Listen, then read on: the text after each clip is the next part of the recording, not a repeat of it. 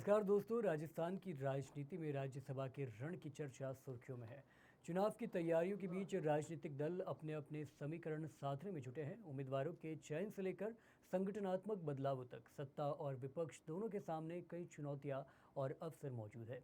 वहीं आगामी पंचायत चुनाव को देखते हुए भी राजनीतिक गतिविधियां तेज हो गई है। दोस्तों, ऐसे में सवाल ये है कि आने वाले दिनों में प्रदेश की राजनीति किस दिशा में आगे बढ़ेगी और कौन से मुद्दे चुनावी माहौल को प्रभावी करेंगे।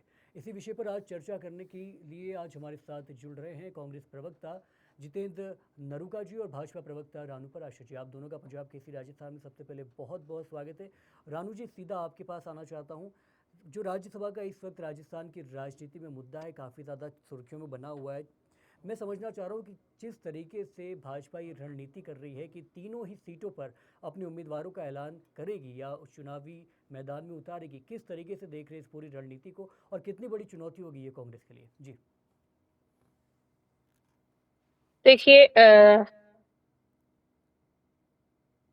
राज्यसभा चुनाव की घोषणा हो चुकी है और शीघ्र ही आज या कल 1-2 दिन में प्रत्याशियों की भी घोषणा हो जाएगी। और बिल्कुल हम अपने 2 या 3 जो भी सीटों से उतारेंगे हमारे प्रत्याशी, वो हमारा शीर्ष नेतृत्व तय करेगा और पूरी तरह से हम अपनी बनाएंगे अपने हम सांसद बिल्कुल रानू जी। संवैधानिक तरीके से। बिल्कुल लगातार भाजपा में कई अहम बैठकें हो रही है इसके सिलसिले में, लेकिन समझना चाह रहा हूँ क्योंकि आप पार्टी की तमाम सियासी गतिविधियों पे पैनी नज़र बनाए भी हुए हैं और शुमार भी रही हैं। समझना चाह रहा हूँ कि किस आधार पे आखिर इन नामों का चयन किया जा रहा है। क्या क्षेत्रीय आधार पे किया जा रहा है या फिर जातिगत समीकरणों को महत्वता दी जा रही है? रानू जी।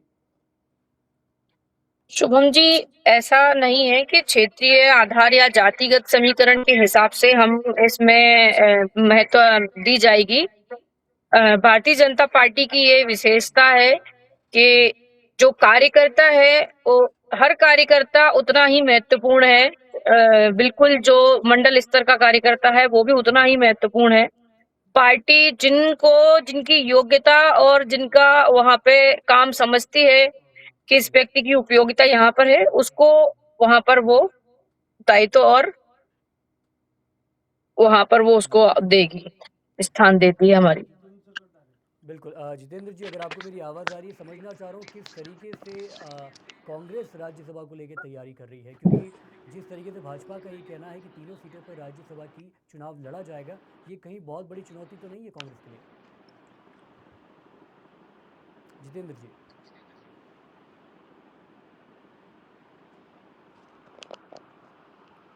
मुझे लगता है कि शायद नेटवर्क की वजह से आपको मेरी आवाज़ नहीं पहुंच पा रही। कृपया अनुरोध है आप नेटवर्क कवर क्षेत्र में आके बात करें।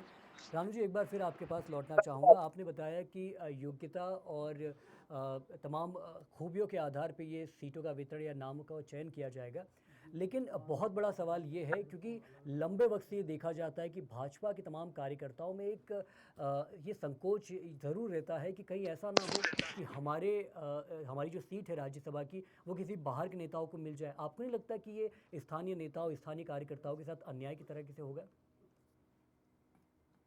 रानू जी। नहीं, नहीं, ऐसा नहीं है शुभम जी। जी। राज्यसभा की सीटें जैसे कि आपको पता है कि यह डायरेक्ट इलेक्शन नहीं है हम्म। और इसमें प्रोसेस तो पता है ही आपको, विधायक जी। इसको चुनते हैं। पार्टी का जो शीर्ष नेतृत्व है, जो हमारा संगठन है, वह संवैधानिक तरीके से और विचार विमर्श करके पूरी कोर हम्म। कमेटी के किसको हम कहाँ से उसकी उपयोगिता समझते हैं हम्म। और उस हिसाब से हम उसको वहाँ पर हम्म। जगह देते हैं। ठीक है जितेंद्र जी, आपको मेरी आवाज़ आ रही है?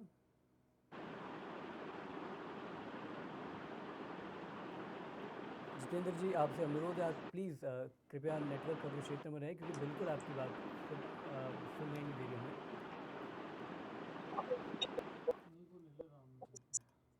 माफ़ कीजिएगा रानू जी, मैं एक बार फिर आपके पास आ रहा हूँ क्योंकि जितेंद्र जी शायद नेटवर्क में नहीं है। तो रानू जी, समझना चाह रहा हूँ मैं आपसे ही कि आगामी जो ये पंचायत और निकाय चुनाव होने, इसका भी क्या कुछ प्रभाव पड़ने वाला है ये राज्यसभा नामों के चयन को लेकर, क्योंकि काफ़ी महत्वपूर्ण माने जा रहे हैं? जी।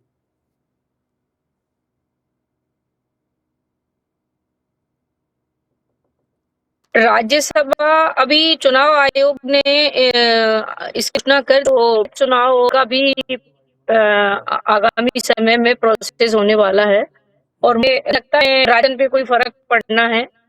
राज्यसभा के लिए जो भी मनोनीत किए जाएंगे शीर्ष नेतृत्व के द्वारा वो वो नाम उनकी उपयोगिता के हिसाब से होंगे शुभम जी। और पंचायत और निकाय चुनाव की जो तैयारी हम कर रहे हैं वो भी बिल्कुल आगे समय पर उसकी पूरी तरह से पुरजोर तैयारी हमारी है निकाय चुनाव के लिए। ठीक है, बहुत बहुत शुक्रिया रानू जी पंजाब केसरी राजस्थान से जुड़ने के लिए। तफसील अंदाज में आपसे बात करके समझने का प्रयास किया कि राजस्थान की राजनीति में ये जो मुद्दा है राज्यसभा चुनाव को लेकर वो आगामी जो वक्त आने वाला है, चुनावी मौसम आने वाला है, उसमें भी काफ़ी ज़्यादा महत्वपूर्ण है क्योंकि इस तारीख के बाद से लगातार चुनावी जो एक तरीके से फेस्टिवल है वो राजस्थान में शुरू हो जाएगा और तमाम ऐसे मुद्दे जो राज्यसभा से लेकर पंचायत और निकाय चुनाव तक गूंजे जाएंगे वो भी प्रत्यक्ष रूप से समझ में आएंगे। ऐसे में देखते रहिए पंजाब केसरी राजस्थान। एक बार फिर से बहुत बहुत शुक्रिया।